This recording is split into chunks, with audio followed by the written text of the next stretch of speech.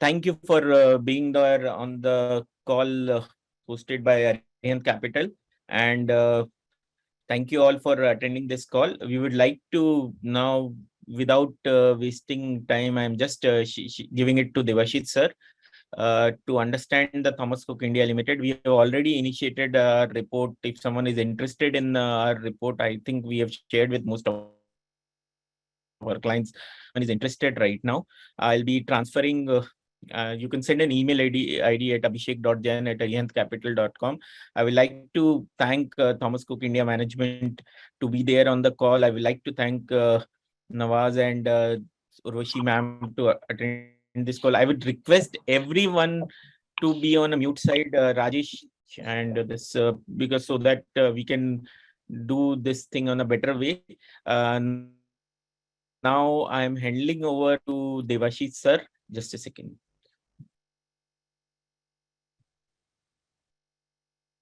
Devashit sir, please unmute. Yeah, Yeah.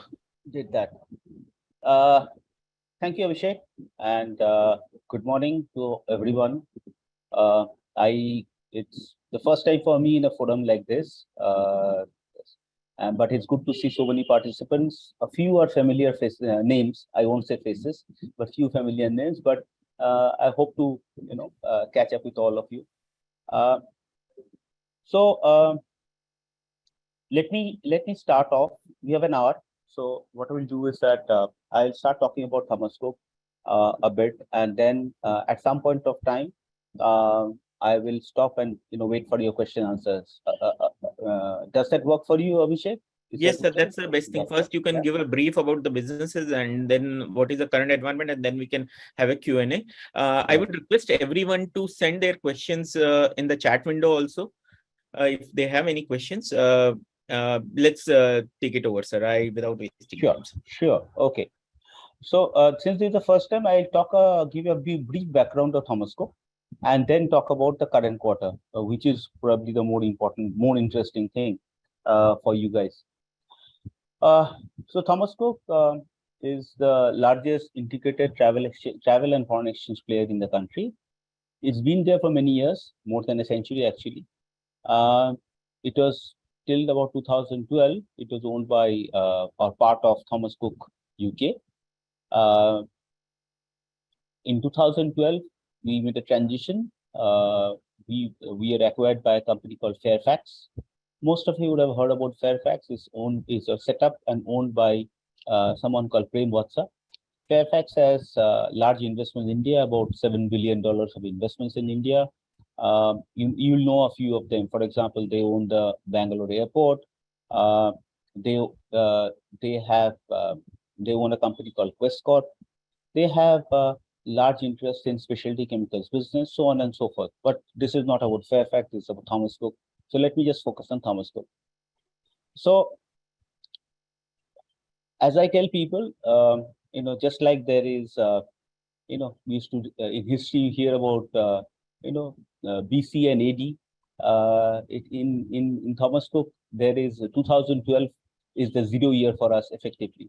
Before that, used to owned by Thomas Cook, Thomas Cook UK, and that time we are a company which sort of was more conservative, believed in sort of steady state, some little bit of growth, but being very conservative to the extent that in spite of being in travel, we did not even venture online till about that time. Post 2012, when Fairfax took us over, I think we were encouraged to move forward much faster, and that's when the growth started happening, both organically and inorganically. Organically through expansion of the existing businesses, also launching of new businesses. So domestic tourism was launched, for example.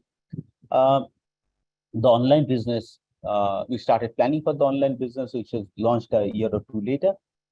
And then on the inorganic side or the acquisition side, we started doing acquisitions from about between 2013 till 2019, the year before COVID.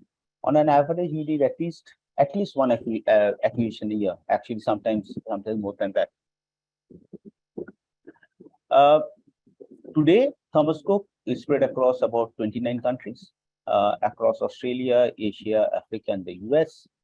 Uh, and mm, there are multiple business within that.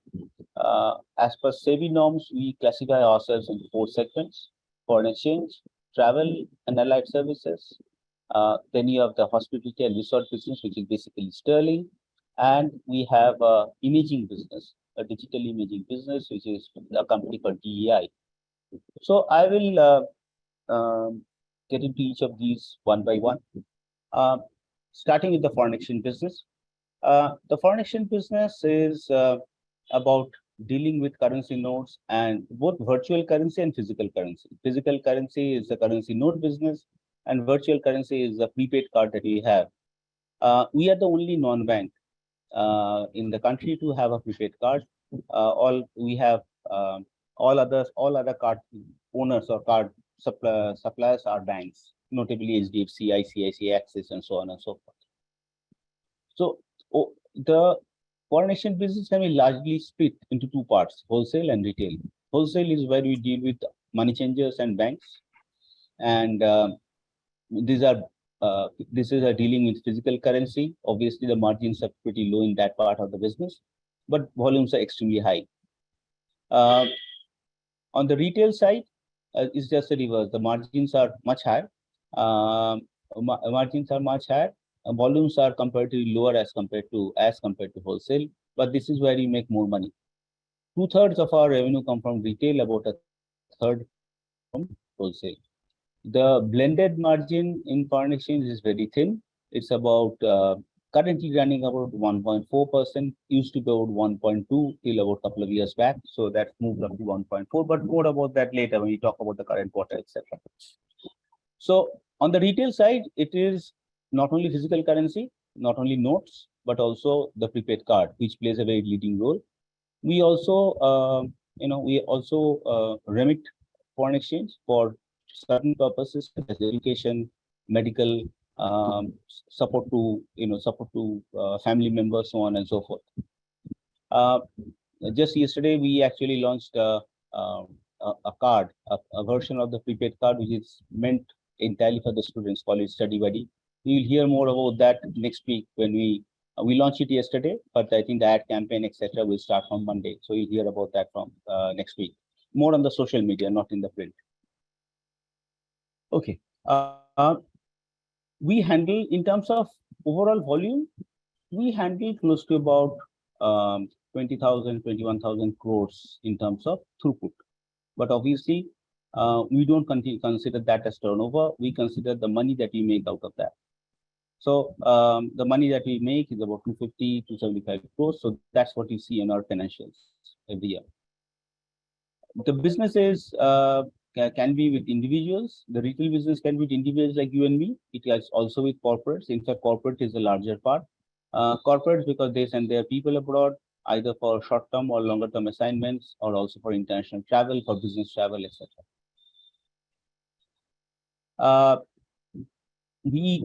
Have a network of more than 100 branches across the country.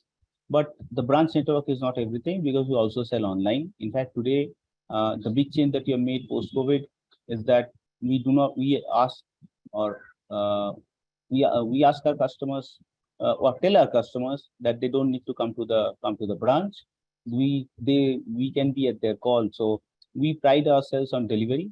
So anywhere, anytime you can give a call to Thomas Cook, and the foreign exchange will be delivered to you in 2 hours time at your designated place, in your home, office, or whatever that is. So we call ourselves India ka Forex expert, and that's something that we take sort of pride in. Quickly move on to the travel business. The travel business is a little more complex than foreign exchange, because travel has multiple segments in it. Let's start with the B2B part of it. The B2B part is with corporates. There are two parts. There are two sub segments of that. One is corporate ticketing and hotels, which is plain and simple. Is providing ticketing facilities to corporates, either online or offline. We work on both modes. And the second is MICE. Now, MICE is an acronym. It stands for meetings, incentives, conference, and events. So you know that almost all companies have this regular meetings for their employees, for their customers, for their dealers or distributors, so on and so forth. And these can be held either in domestic locations or in overseas.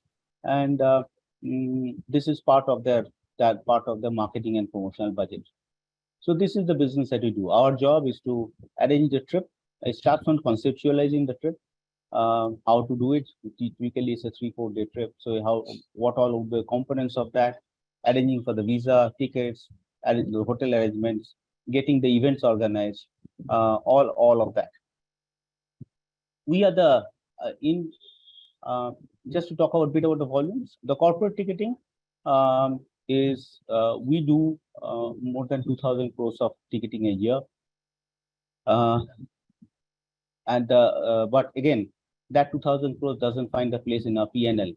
What finds a place in a PNL is the margin that you make, gross margin that you make on that, or the revenue that you make from that, which is about 5.5%. So that's that 5 or 5.5% of 2,000 crores is what you see reflected on the PNL.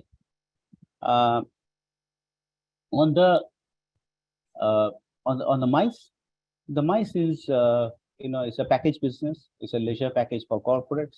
We so I'll we are recovering from COVID, as you all know. But so let me just give you the pre-COVID numbers to give you a sense of the size where we were and which will cross in the next 12 to 18 months. So we used to do about 900 crores of business pre-COVID between domestic and international. And the margins on this is obviously corporate, so therefore the margins are fairly thin. So it is about 7-8% margin is what we normally get. It is on the rise right now, but that's what we normally make. Uh, Moving on to the B2C part, that's leisure travel outbound and leisure travel domestic. Outbound is obviously taking Indians abroad. It can be short haul like Vietnam or Thailand or Dubai, or it can be long haul like Europe or US or Australia. Um, we specialize in the package, this leisure package tour business. There are two types of business. There is a group tour, which you see mostly advertised, and there is a what we call the FIT, or basically a customized tour, where you can go with your family and friends. That can also be small groups, etc. But that is entirely customized for you. The itinerary is not a set itinerary. It depends on what your individual choice is. We pride ourselves on creating experience, and leisure travel is about creating experience. Likewise, for the domestic, the domestic markets, similarly, it's we create package tours for as well as customized tours. Obviously, this business started much later, as I told you right in the beginning that we are not in this business before Fairfax came in. So it is obviously a much smaller fraction of the overall the outbound business. Moving on, there is another part of travel which we call the inbound and the DMS business, or the destination management business. Now, this is a B2B leisure travel business. It's not a B2C. So the way this business works is, and let me give you an example to make this easily understandable. Is that if you are in India, this business is about getting foreigners coming into India. Uh, so the way we do it is that we tie up with overseas tour operators. We create packages. Or itineraries is more like it. Itineraries, which is white labeled, and these itineraries are then based on these itineraries, the overseas tour operators would sell tour packages to their retail customers. Once the retail customers buy those packages, they come into India. Uh, our job is to take care of these passengers from the time they land in India till such time they fly out. So this includes arranging for the hotel, arranging for the guide, sightseeing, the coaches of the cars, as the case may be, all of that taken together. So anything, as long as they're in India, they are our guests, and therefore that's what the business that we do. We do this business in India as well as in several other destinations like Southeast Asia, Australia, Middle East, Africa, and the US through a network of companies. Uh, That's the inbound business runs on a very healthy margin. It runs about 16-17% gross margin. So it's a fairly healthy margin to work with. Uh, Moving on, I think we have done with travel. Moving on, the next part of the business is about Sterling. Sterling is an acquisition that we did in 2014, our second acquisition actually. The first acquisition that we had, Quest Corp, was demerged and the shares were given to the shareholders of Thomas Cook. So that's no longer part of Thomas Cook, continues to be part of FX, but no longer part of Thomas Cook. Um, so Sterling was the second acquisition that we did. Now, Sterling is a used to be a timeshare company. So the easiest example of this is Mahindra. So in fact, Sterling was a pioneer in this, and Mahindra followed later. But because of various reasons, Mahindra went ahead, much ahead, but largely because the backing of the Mahindra group. Sterling promoters did not have enough money. The group ran into trouble, and they could not expand. So we took over the business in FY15, and we uh, we modernized the resort they had, about 15 resorts, and then kept on adding to the resorts through a lease model or to a revenue sharing model. And today they have about 40 resorts across the country.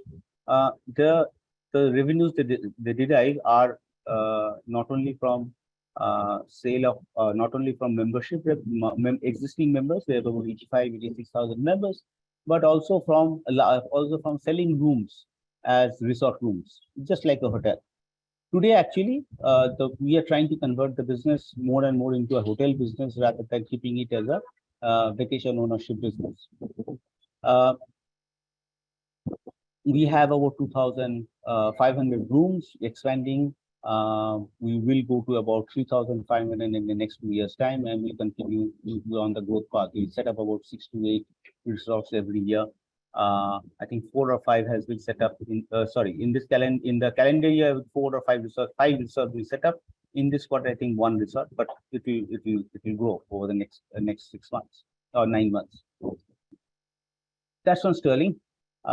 Moving on to the last, but definitely not the least of the segment, which is the imaging segment, is a company called DEI. Um, DEI is headquartered in Dubai. This was set up. This was set up by an entrepreneur from India who migrated to Dubai some 17, 18 years ago. And we bought a 51% stake in this company. The balance 49% continues to be held by that promoter. So it's more like a JV, it's more like a joint venture, but we have majority control. DI business, the easiest way to make one understand what the DI business is, take the example of a theme park. So when you get into a theme park like a Disney, um, you see a lot of photographs being taken in two different ways. One is the candid photographs that are taken by automated cameras while you are on a ride like a roller coaster, or there are these kiosks where people take your photographs either with the park mascot or some point of attraction, etc. And when you come out of the ride, they try to sell you at the very fancy prices. Now, uh, this is a matter of more about emotion. I mean, the prices are fancy, but you tend to buy a few of them because you're with your family. You cherish those moments and therefore would like to keep those memories with you. And these can be given in digital form, printed on mugs, or given as put into frames, so on and so forth. This is the business that DEI is in. Sounds very simple, but it is actually not so simple. Um, it's spread across about 250 locations across Southeast Asia, Middle East, Africa, and US. It's spread about over 14 countries. DEI is the third largest company in the world in this business, as far as this particular business is concerned. They are turnover is close to about $100 million US, so it's a fairly decent sized business as well. Uh, it has launched new initiatives. One, of course, is the balloon, a helium balloon, which has been set up in Dubai, Atlantis. This is a balloon that sort of is similar to the balloon in Ahmedabad. This is a balloon that sort of goes up to maximum height of 500 meters, into the sky, gives you a panoramic view of Dubai, and so this gives opportunity uh, to DEI to make money from the ride as well as from the photographic opportunities, both ways. They are also getting into newer forms. So apart from selling still photos, they are getting into reels and some other, and also trying to take the business online. I think I've spoken for about 20 minutes on the background of Thomas Cook, and I think that is very well stopped. And I'll try and move into the. I'll give you a next 5 minutes. I'll spend on give me a quick view of how where we are in the current quarter. I'll not talk about the March quarter because the March quarter results are in the public domain. You can go back to an investor presentation or a SEBI results and take a look at that. I'm sure some of you have already done that. So we'll just talk about the current quarter, and obviously I can't talk about numbers. That's I'm duty bound not to do that, but I'll try and give you an overall impression of how things are, and I will try to talk in terms of recovery. When I say recovery, it's not against last year same quarter. It's again against the uh, same quarter of 2019-20. Why we picked that year is because that was the last year before COVID, the sort of last normal year that we have had. And, although that was not completely normal, but that's, yes, for reasons, obviously, because of COVID, you're considering that to be the normal year when you had decent volumes and stuff like that. That's the benchmark that we follow internally. And I think that's what we also follow for talking to, bankers, rating institutions, or people like you. So going back to the foreign exchange business has done very well this quarter. It is back at pre-COVID levels. Will be probably be slightly ahead of what we did earlier. So it is on a very, very strong footing. In terms of the travel business, again, I'll go segment wise or sub-segment wise within the travel business. On the B2B side, corporate ticketing is about 140% of what it was in 2019. So 1.4 times. So it is well ahead of where it was. It's on a growth path, in spite of the fact that international ticketing has not yet come back to the original levels, primarily because of visa issues and, of course, to some extent because of AFAS, etc. As for MICE is at pre-COVID levels, a little ahead of this quarter will be slightly ahead of pre-COVID levels. So definitely, his business has recovered and is on the growth path. Leisure travel B2C. Leisure travel B2C is not yet come back to the pre-COVID numbers. It is running at around 60%, largely because the outbound travel, there has been, the outbound travel has not taken off as much as they did in 2019 because of two reasons. The airfares are much higher.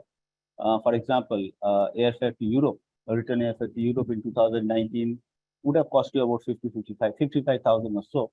Today is cost about 85,000. So that's a sharp increase. That's a 60% increase. And for a person who is a budget traveler, 30,000 per person for a family of four adds up to a lot of money.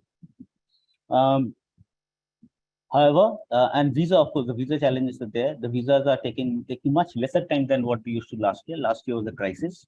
This year, it takes time. It is a different problem. It takes about a month now. The European visa takes about a month. So you can't really plan late. You have to plan fairly early to make sure that your visa comes to you. However, the other problem is that some of the, not all, but some of the consulates are a bit erratic about giving visas because they're full of new people. The people who are granting the visas are new, so they don't realize that if a family of four has applied, you cannot deny to one out of the four. If you are giving, you either give to the entire family or don't give to anybody at all. We have had many cases, especially in May, where out of a family of four, one person has been denied, and therefore the entire trip had to be cancelled. So things like that happen, but that will obviously we are talking to the consulates, etc. It will improve over time. Moving on to the inbound business. The India business, this is not the season. The season really starts in October and goes on till April. For them, January to March was a very good quarter. They are the profitable quarter for them at a PBT level. The business is basically into contracting phase right now for the business for the season which is coming up in October. As far as the overseas markets are concerned, uh, some of these markets are doing very, very well. Our businesses in Dubai, or Middle East rather, in Middle East, in Africa and US are at an all-time high in terms of sales and forward bookings. We have never seen, for the time we acquired this business was acquired in 2017. Since that time, we have never seen volumes spurt so much, and the margins are, as good or even better than before. So these units actually have become profitable, completely recovered. The business in Southeast Asia is a mixed bag. Some countries are doing very well. For example, in Malaysia, Indonesia, Singapore, Vietnam, these are the sort of stars right now. They are doing very well. Business is ahead of 2019 numbers. However, there are countries which is lagging a bit behind. Thailand is still lagging a little behind. It's about 80% of what it used to do in 2019. But the bigger laggards are China and Australia. China, obviously, not much of inbound trip is happening.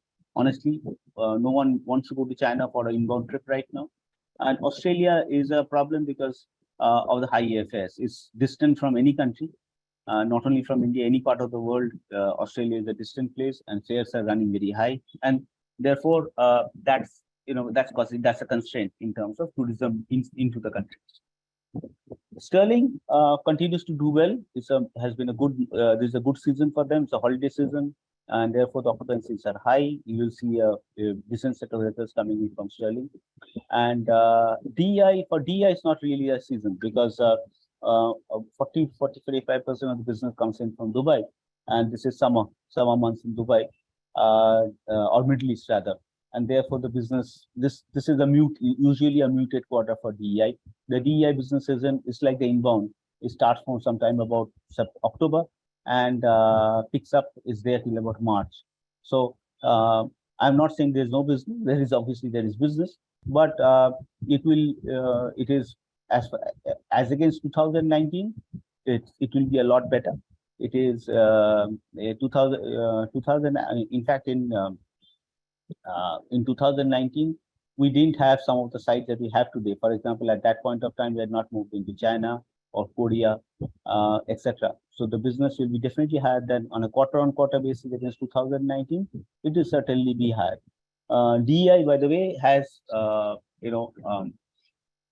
started growing last year itself. In 22-23, they did much more than they did in 19-20 in terms of turnover and profits. So they are clearly out of the impact of COVID altogether.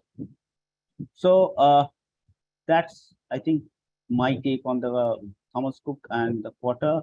And we have about half an hour left. Probably it's time to now listen to your questions and try and answer them. So thank you for being on there. Anyone who wants to send a question or raise hand, please let me know. Till the time, I'll start with few questions with the sir. Sir, first question is largely I want to understand how the TCS impact is there, because this is a lot of questions. There is a lot of questions with the investor mind, how exactly the TCS impact will be there on our business. And second question, if you can throw light on, in your current environment, how you see our competition from players like Make My Trip and other players. So two questions I would like to, or other online ticketing players. Okay. The first question actually has now become a very easy question since we met, Abhishek, because the circular that came out day before, clearly restores, restores status quo, so to say. So what the circular says is that there's already by the way, for those who don't know, there's a TCS on travel and services like that of 5%, which was introduced in 2020. So if you're buying a package tour, if you bought a package tour from any time after 2020 or after Jan or February 2020, you would have paid a 5% TCS. So that continues, okay, up to a value of 7 lakhs. So if your trip of your tour cost less than 7 lakhs per passenger per year, the TCS will be 5%. Okay. Now, if the cost exceeds 7 lakhs per person per year, then on the incremental amount, there is a TCS of 20%. Now, virtually all of our packages, 7 lakhs is a large amount, very large amount. That means for a family of four, you're talking about spending 28 lakhs, which is a very large amount. Not too many people spend that. In fact, the only package that we are looking at all our packages yesterday and trying to figure out which package can be impacted. The only package we could find that will be impacted is we have a trip to Antarctica, which costs about 11 lakhs per person. So and we sell about 100 packages a year. So that's the only trip we could find that would be impacted. The rest of doesn't have any impact. So a business continues as usual. We do not see any impact of TCS on the travel on the travel business. And going to the second part of your question, how do we compare ourselves to online businesses, Make My Trip, etc. Now, Make My Trip. I'll first talk about Make My Trip, and then I'll come to the others. So, if you look at Make My Trip, there are three parts of Make My Trip. Or one part is about ticketing online, which is retail ticketing. Really, you and I can go to a Make My Trip site and book.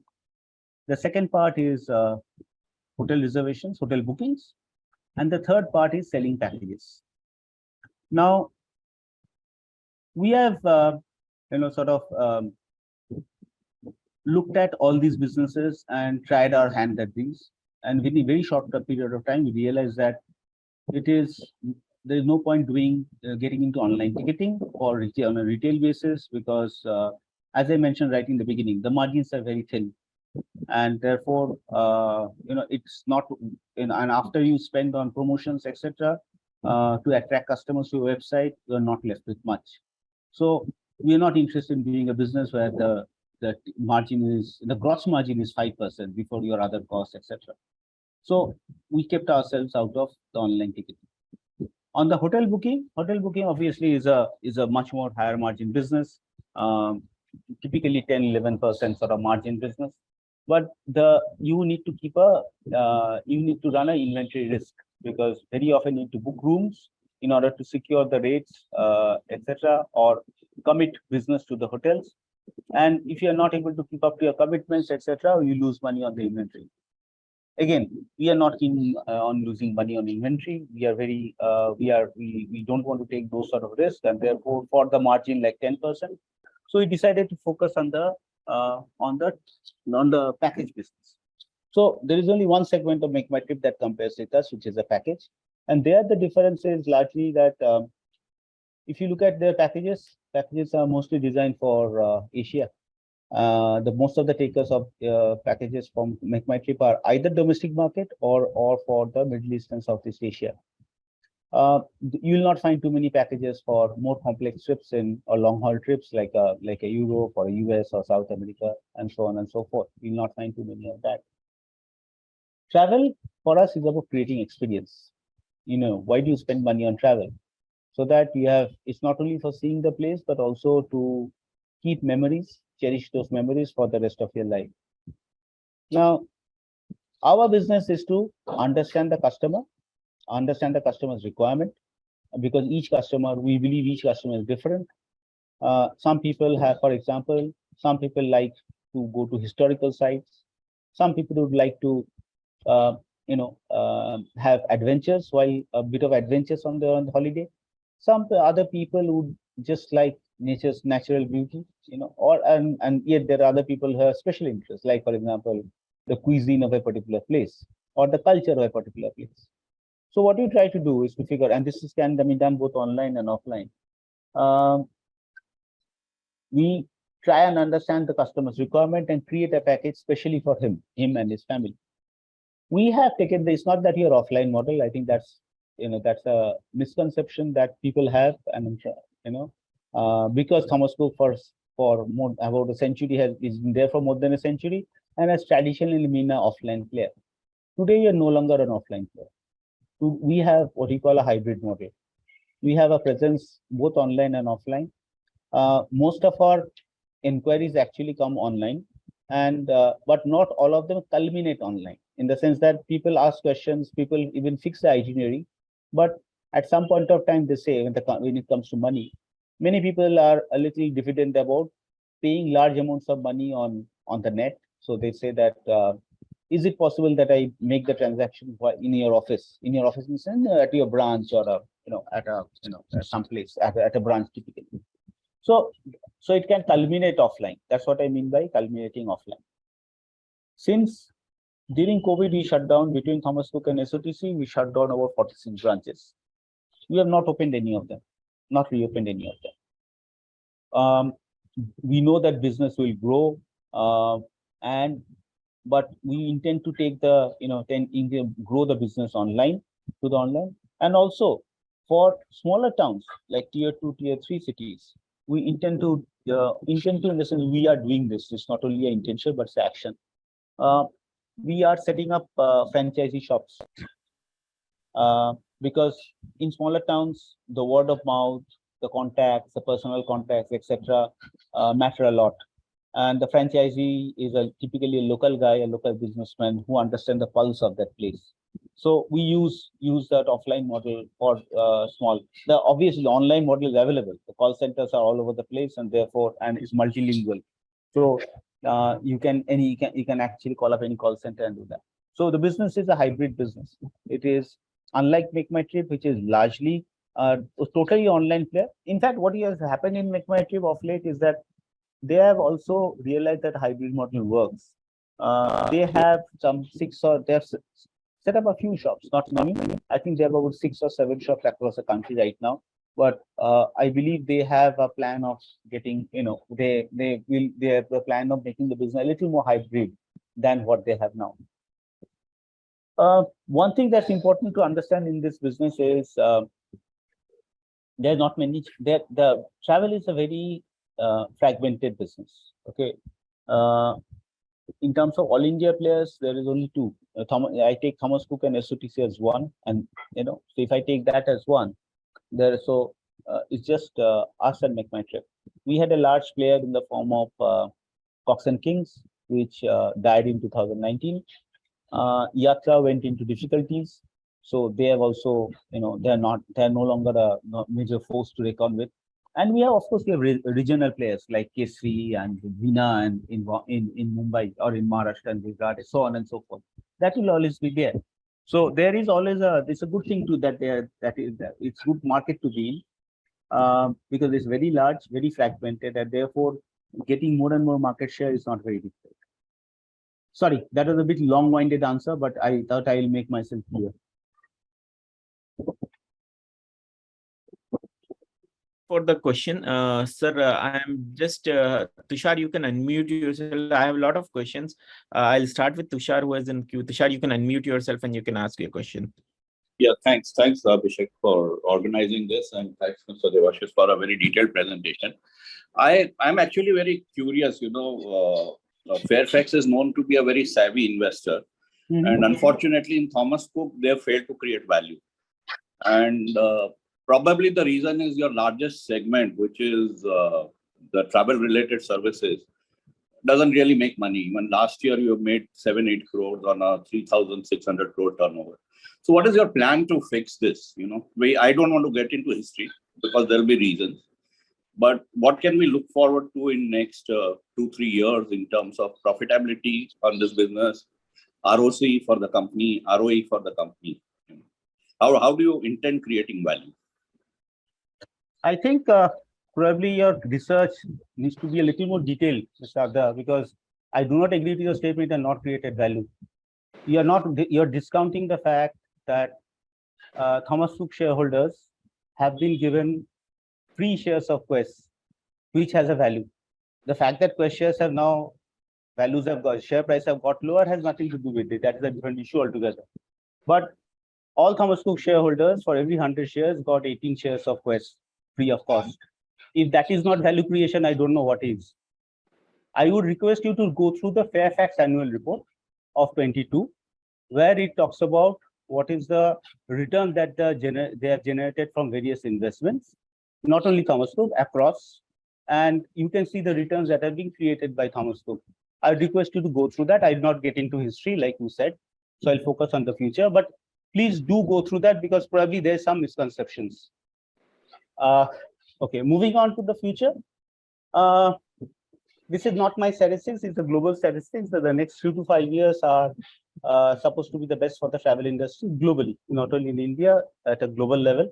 This is based on United Nations study and other organizations also. I mean, studies made by other organizations also point out the same. As far as India is concerned, I think the travel market has widened because of increasing income, because of increasing income, and because of obviously because of rising aspirations consequent to that, and also because of the fact that so many airports have now been set up. We have the government's Udan scheme has led to creation of a lot of airports across the country in small towns which you have never heard of. Some of us have never heard of before, and we are seeing two benefits out of that. One, of course, those are becoming a market for us in the sense that people in those smaller towns are also have easy access to air travel, and therefore they are becoming, they would like to go abroad or go to other destinations. Earlier they had to make a journey by train, and therefore train to the nearest metro and then take buy a air ticket.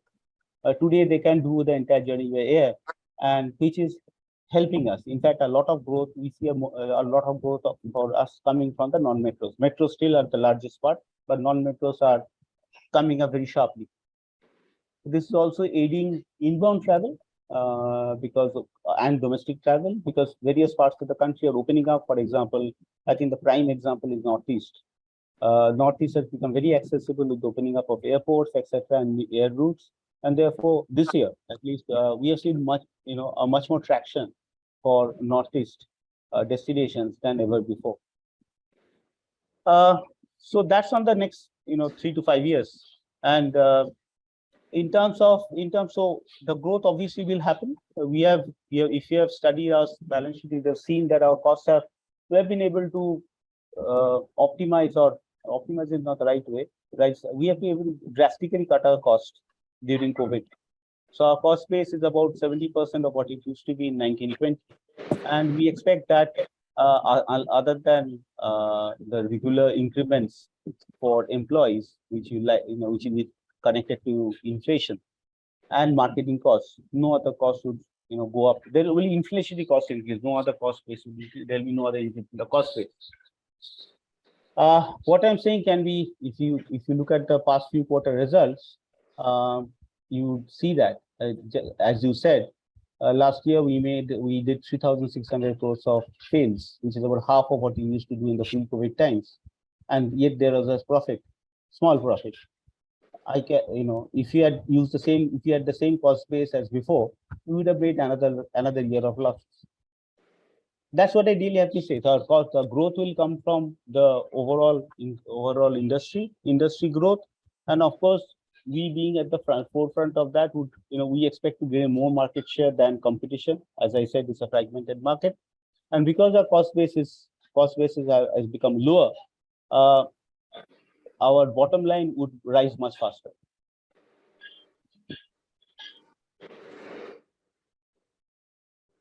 Okay, thank you. You've not answered my question on ROC, ROE, but that's okay because you think Thomas. I do not want to give you a number.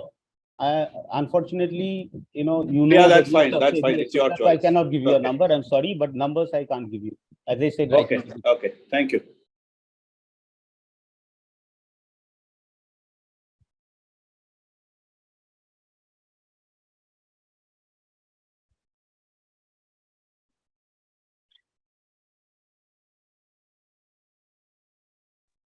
Somebody wants to ask. I think Mithun Maiti wants to ask a question. Please go ahead.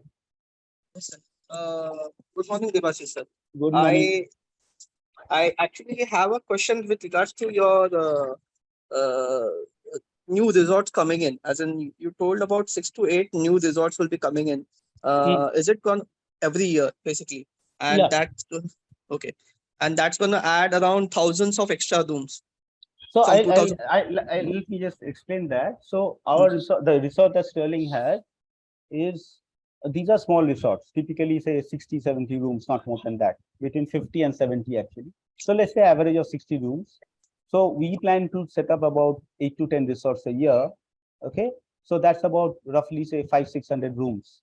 So that's why it will be about 1,000 rooms. We are assuming that it will be 8 resorts a year. In 2 years' time, we should be able to get 1,000 rooms. Okay. And And those would, it will not, sorry, if I just to make myself understood, we'll not stop at that. We'll continue to do that. So we'll keep on adding about 8 to 10 resorts a year. right. Got it, sir.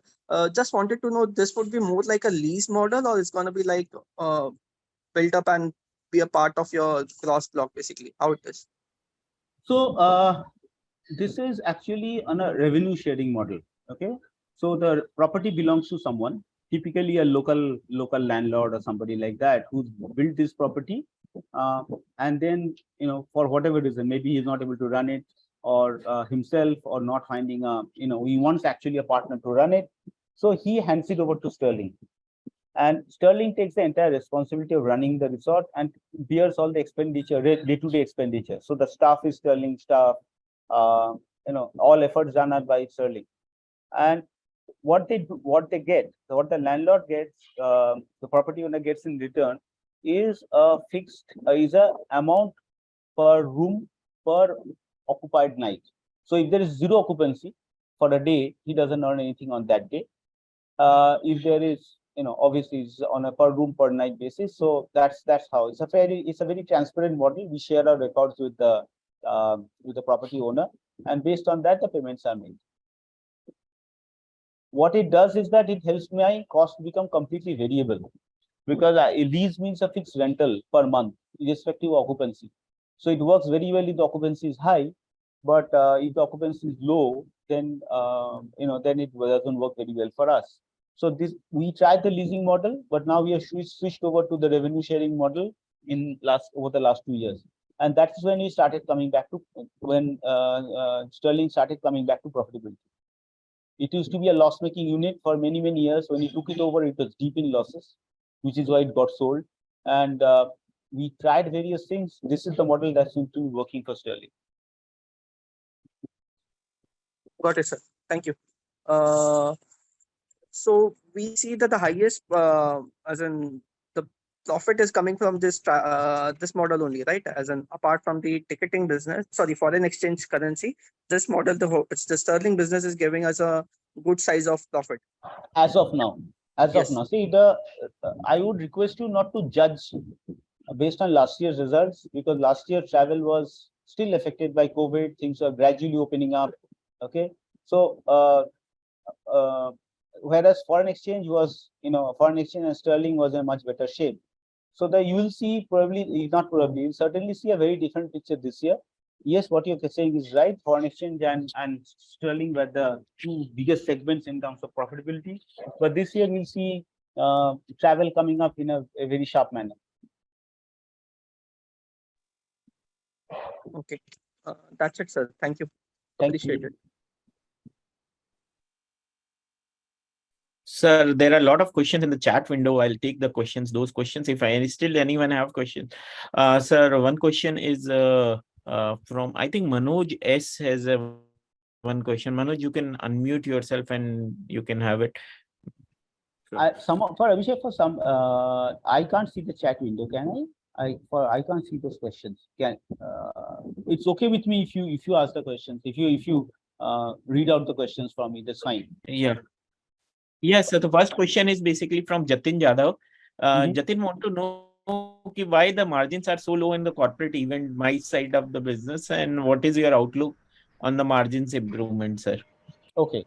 Jatin, the margins are low because it's a corporate business. Corporates negotiate very hard. So they know exactly how air ticket costs. They know exactly how a room costs in a hotel. It's easy. It's a very transparent world today. And therefore, the margin, the 7-8% margin is a negotiated margin. Otherwise, it would have been 14%, like 12 to 14%, like what we get in the B2C side of the business. So in terms of margin improvement, the margin, I do not see too much of margin expansion in this business. So I'm being very honest with you. Where the growth will come from is volume. One interesting segment that you have got into this year, which will grow, is also the government business.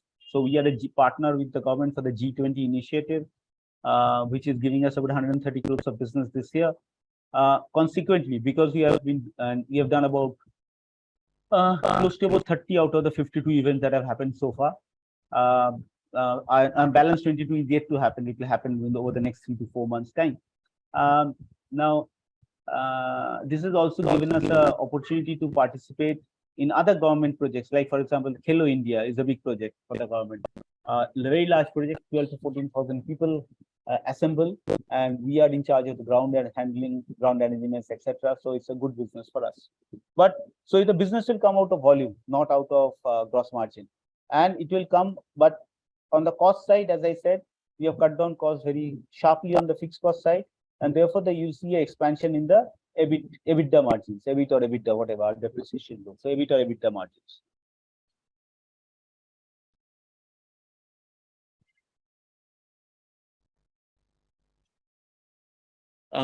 So one question is from Sachit Agrawal, because I believe this is how the TCS impact is on the Forex division, sir.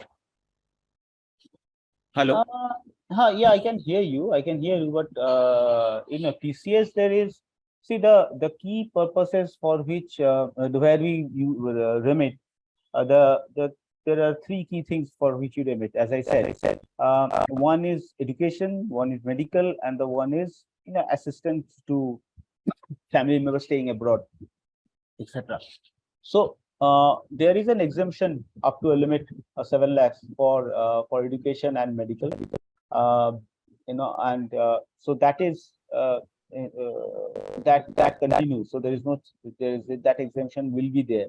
So I don't see, while it may not be enough for it is also, it's on a per person basis, in the sense that suppose in a family of let's say the family of family of 3, let's say the child is studying abroad and the parents are here. So effectively it gives you a window of 14 lakhs, because the father can send money once and the mother can send money separately. It can be from a common joint account, etc. And therefore that in that way you can manage within those limits. We do not see any impact of TCS on the foreign exchange business.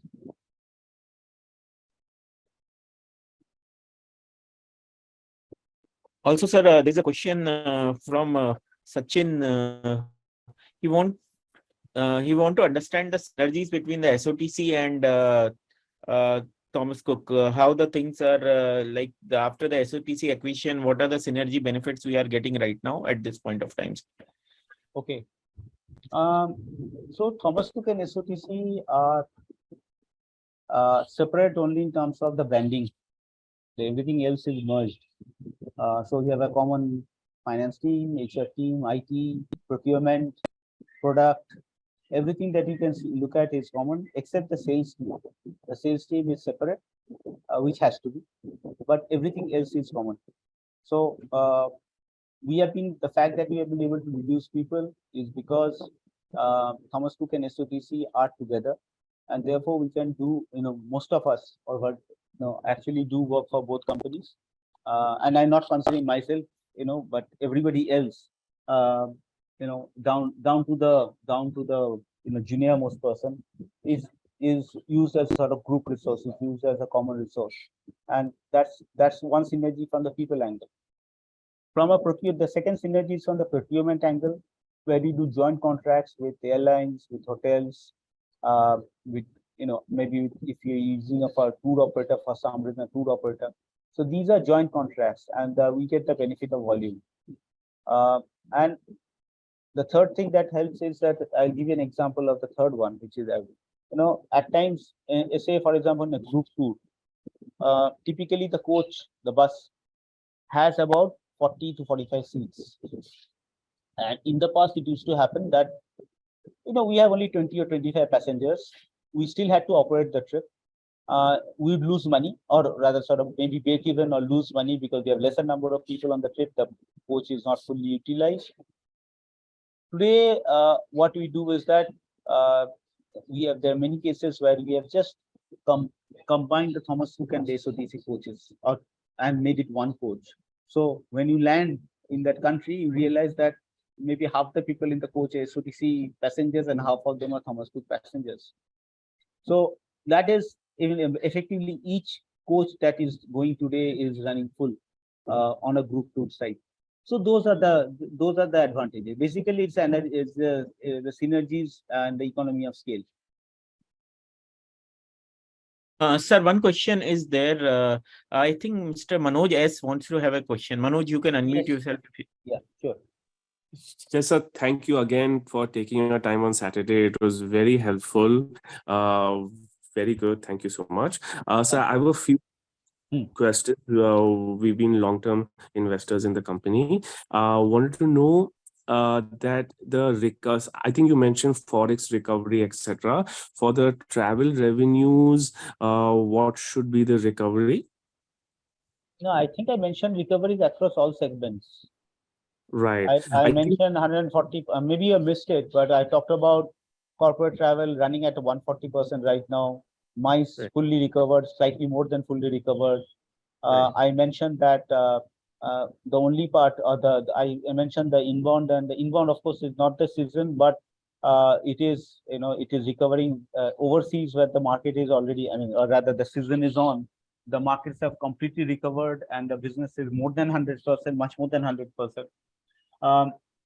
As far as the only area where I said candidly is we have not reached full scale is on the B2C travel. On the B2C travel, we're running at a overall level, running at about 60-65% of what it used to do. Right, sir. And the B2C will be how much portion of the travel revenue, sir? About 20% of on a consolidated basis. Oh, 20, yeah, between 20 and 25, you can say ballpark. So 20 on only the travel revenues? That travel, consolidated travel revenue. Okay, that's quite small. And okay. when I quote a number, is based on the 1920, not on the current quarter. The current quarter is a very anomalous quarter. So 1920 was, as I mentioned right in the beginning, was the last sort of normal year that we had. So my reference always to a normal year. Got it. So, and you mentioned the inbound has a gross margin of 16-17%. Yes. How much would be the outbound margin, sir? Outbound is about 14%. Used to be 12%. We have managed to increase it by about 2%, 200 basis points ever since we reopened post-COVID. Right. So, and if we look at the Q1 pre-COVID, the 2019 to Q1 20 for the pre-COVID number, the travel revenues was around 2000 CR at that time.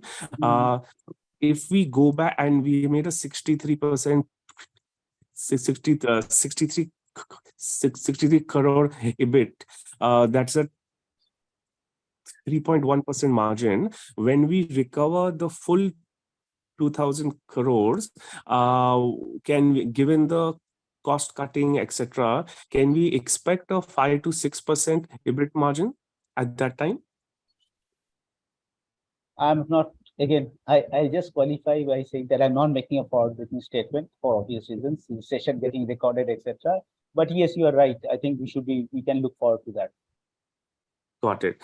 And so this recovery should happen in this year itself, sir? Not exactly this year, as I said, may not be in FY 23-24, which is the current year, but over the next 12 to 18 months. Okay, got it. See, by next summer, just to give you another, travel is not a quarter-on-quarter business because some quarters are very heavy quarters for us and some are very light. So it's very seasonal business, very, very seasonal business.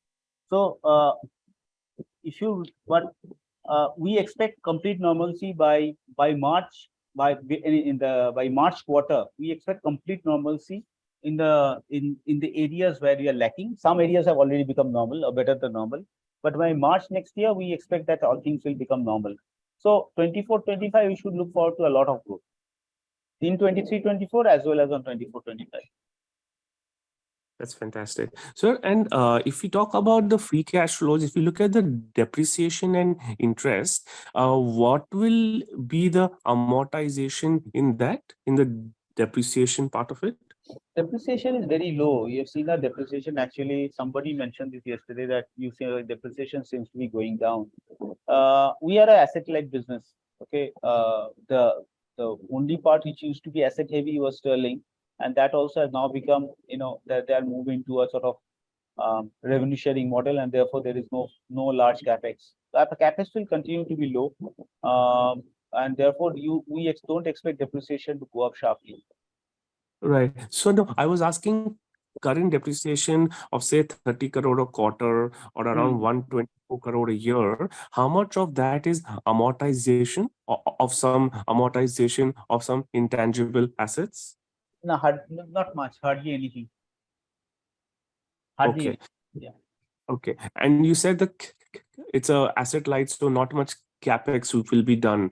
Any capex number that you may have, sir? You can. It's so insignificant, that's why that we are not talking about that. But So, the routine capex on furniture, laptops, and stuff like that, and some software development. So right. what? Maybe 25-30 crores a year, maybe at a group level, which is insignificant actually. Got it. So therefore, most of the profits will be free cash flow, right, sir? Yeah. Got it. Got it. So, and what is the, do we own all the assets of branches, or pre-Ind AS we had to pay, and now the right to use assets is there in the interest and the depreciation? Do you know how much is that amount? I don't have the number offhand, but I can give you that. I can pass it on to Abhishek, and I can probably give you that. But yeah, a lot of our branches are not owned by us. Okay, they are on leases, and therefore the lease accounting comes into play, and that interest includes, in fact, the interest. There are three parts to the interest. One part is the true interest, the bank interest. The second part is the various bank charges that we pay, and the bank charges can be paid because those include credit card charges for receiving payments. It includes cash management charges. It also includes foreign exchange import export charges. Now I'll pause for a minute and explain that. As I said, we are in the foreign exchange business. We deal in physical currency. We are in the wholesale market. So when you collect currency and physical currency, what do I do with it? I can either sell to somebody, or the other option is to send it back to the current country of origin. Otherwise, my money will remain stuck in pieces of paper. So we periodically, or I would say every week actually, we export currencies from we have 3 export centers across India. We export currency physically and send it to designated banks overseas. So there is a cost for doing this business. Similarly, we import currencies. For example, we just had the Hajj period just before this, and there's a lot of requirement for Saudi riyals in the market. So we imported large volumes of Saudi riyals in installments, and we distributed that. Now, all this import and export has some cost. So those costs also goes as part of the financing charges. So finance charges also includes expenses which are connected to volume. Effective interest cost is low. And the third part obviously is the lease the charges. I'll come back with the breakup. I have it in my diary, but I don't have it diary with me right now. So I'll come back to the breakup. So I think you've been very helpful. Thank you so much. If I can just suggest in the next presentation, if we can highlight the free cash flow that this company will make or makes, I think that will be very appreciative, because the net profits because of the cyclicality is not showing up. So I think the investors are appreciating the free cash flows. It'll be very, very helpful. So thank you so much for your time. Thank you, Manoj.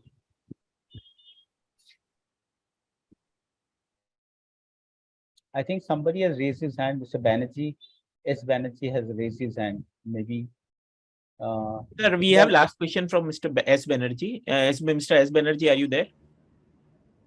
Hi, yes, Mr. Nandi, this is Surajit Banerjee. Just, can you hear me first? Yes, of course, Mr. Banerjee. Please go ahead. Okay, so my question to you is more of a related to business rather than going into nitty-gritties of the numbers. So I mean, in the business, don't you feel, having the ticketing business, which basically gives you a forward integration to the other businesses itself, is with a 10% margin, though you said it is less and you have got an inventory problem which management has taken a call not to have the same, but as a forward integration to scale up the business, more so in India, don't you feel it is required? Because that will help you to scale up the business itself. B2C, in the sense what you were saying is lagging behind, can have a flip to that itself, is the first question. And second one is related to digital equipment, digital, that is imaginary business, which only contributes 2 crores of digital photo business, which only contributes 2 crore on a 200 plus revenue number. Is it, what is your view on the same down the line? That is a follow-up question. Nothing else right now for the time being. Please go ahead. Okay, thank you, Mr. Banerjee. So on the ticketing part. So first of all, it's not that we don't do ticketing. We do ticketing as part of our packages. So if you're coming to buy a package for Europe or anywhere to us, we will not ask you to go to Make My Trip and buy the ticket. Okay, we'll do that ticketing ourselves. What we do not like doing is standalone ticketing, that you come to us only for a ticket and nothing else. So if you're going from, say, Mumbai to Calcutta, that is not the ticketing that you'd like to do. But if you're going to Calcutta with the intention of touring Calcutta, staying in a hotel, so on and so forth, we'd be very happy to do that ticketing. In fact, we do that ticketing also. Okay. So I think that's the clarification. I did not expressly say that in the beginning, but my apologies. I should have said that. Maybe I've created a wrong impression. But we do ticketing as part of our packages. Mr. Nandi, yeah. Mr. Nandi, I fully appreciate your viewpoint. It was known to me that you do ticketing business as a part of your package. That was not. I am saying if you do a standalone business of ticketing, perhaps it will lead to forward integration also as a canopy of services, many services being provided too. Don't you feel in that way? Your answer was perfectly in line with what you have said. I know about the fact you do not do a standalone ticketing business, but my question was little, let me rephrase it. Ticketing business can give you a flip to your additional businesses also, is a viewpoint. Nothing else, nothing in that regard. Do you feel Mr. so? Banerjee, 10%. Sorry. Finish your question. Sorry.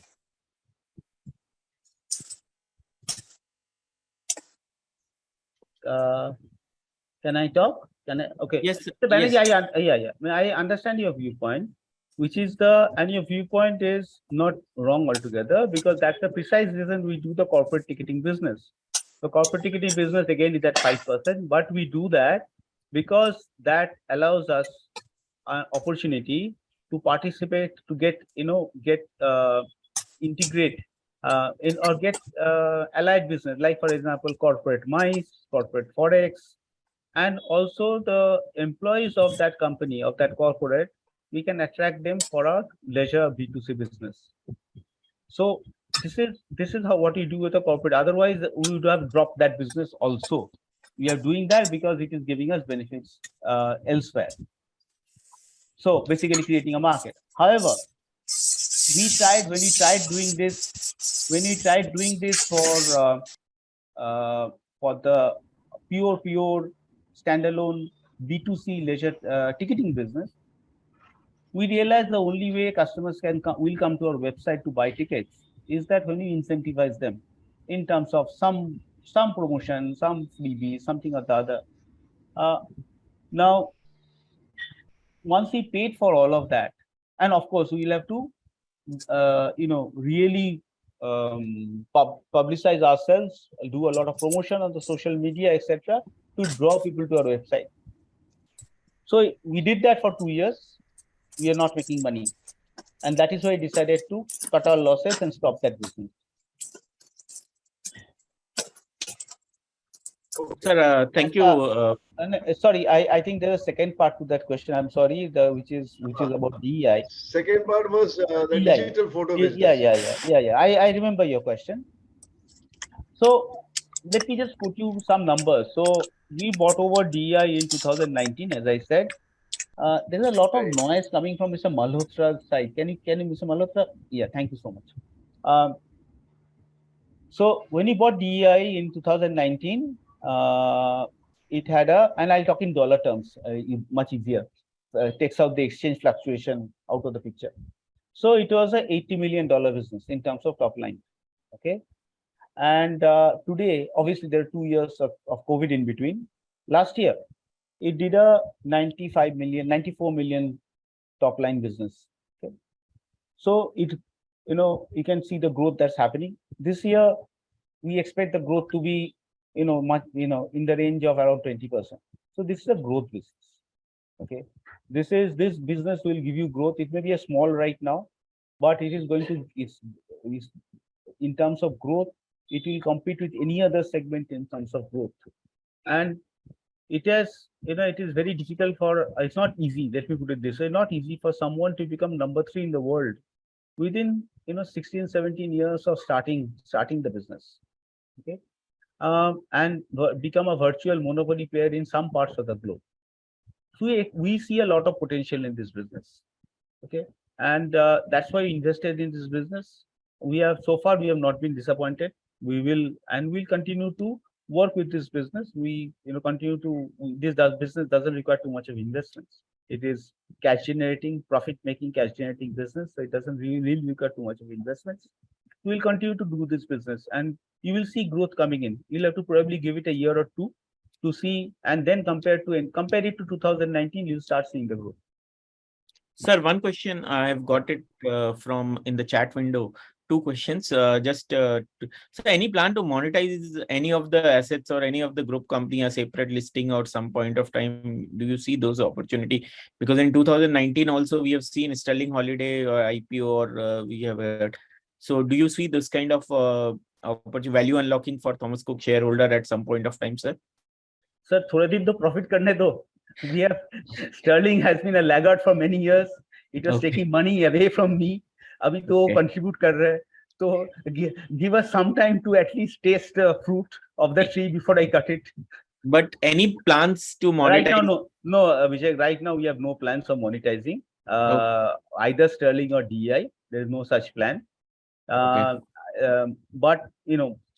in terms of only the future can say what will happen. But definitely not in the next 2 years. There are no plans to monetize that. So one more question was there. This is basically an interesting question. That's why I'm taking it. So now that digital payments have started worldwide right now. So do you see that risk with our Forex business going forward in our Forex side right now? See, the Forex business is, obviously is modernizing continuously. Like, for example, it has moved from physical currency to cards. Okay. We are keeping track of it. And if this digital payment is allowed in terms of for foreign exchange as well, we would be at the forefront of it. We will not lag behind that much. We are not lagging behind. As you know, the card is a product where we are competing as equal with bank. We are the second largest in terms of prepaid card volumes. We are the second largest after HDFC Bank. So we are ahead of ICICI, Axis, and all of them. So if this day comes and the banks start doing it, we'll also get a permission from RBI to do the same business. Sir, one question, Manoj, you have any question? Last question, I'm taking it right now. If you want to have.